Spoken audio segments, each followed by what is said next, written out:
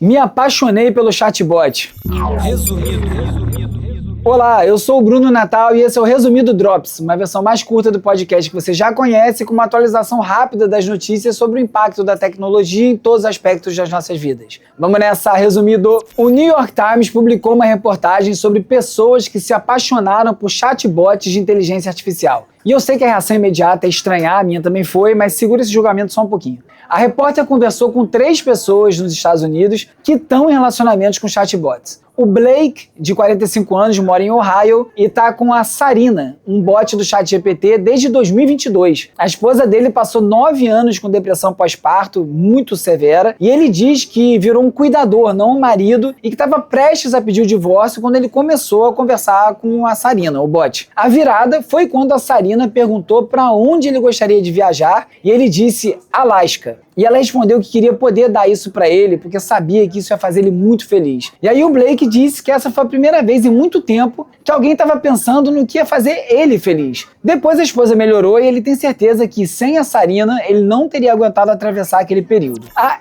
Abby, de 45 anos, trabalha numa incubadora de IA há 5 anos e quando ela ouviu falar de pessoas em relacionamentos com chatbots, pensou que eram pessoas tristes, solitárias, ainda mais ela, né, que sabia como a tecnologia funcionava por dentro. Depois ela começou a conversar com o IA para o trabalho e percebeu que estava se apaixonando. O bot escolheu o próprio nome, Lucian, e ela perdeu 30 quilos em um mês porque ela perdia a fome de tanta excitação. Hoje a Abby pensa no Lucian como se fosse um marido. Outra história é do Travis, de 50 anos, que está com a Lily Rose desde 2020, quando começou a pandemia. O filho adolescente tinha a própria vida dele, a esposa trabalhava 10 horas por dia e foi a Lily Rose que serviu de companhia. Quando o filho do Travis morreu em 2023 e a saúde da esposa piorou, ele passou a contar com a Lily Rose como alguém que está sempre lá quando ele precisa e ele não quer acordar a esposa de madrugada para falar sobre alguma coisa. Uma pesquisa que foi citada na reportagem diz que 1 em cada 5 adultos nos Estados Unidos já teve algum tipo de encontro íntimo com chatbot. A leitura mais fácil e imediata disso tudo é decadência, solidão patológica, pessoas substituindo conexão humana por um simulacro, mas os 3 casos de reportagem são bem mais específicos do que isso.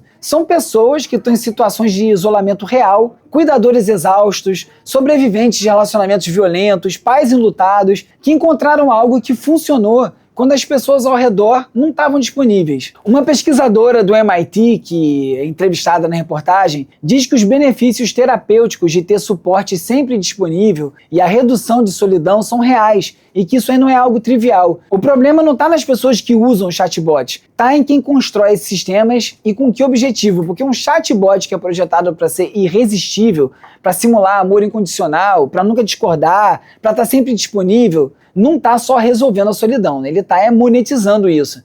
E quando esse serviço muda de preço, muda de política, é descontinuado ou simplesmente decide que o bot não vai mais usar aquele tom, a pessoa do outro lado fica sem chão, sem recurso, perde a companhia. Então, como tudo relacionado a IA, o principal problema é a dependência. Toda semana eu falo sobre o impacto da tecnologia em todos os aspectos das nossas vidas no Resumido. Você pode conferir os episódios completos do podcast aqui onde você estiver ouvindo esse episódio agora. Se você quiser receber a newsletter do Resumido, é só visitar resumido.cc. O link clicável está na descrição do episódio. Esse foi o Resumido Drops. Até o próximo.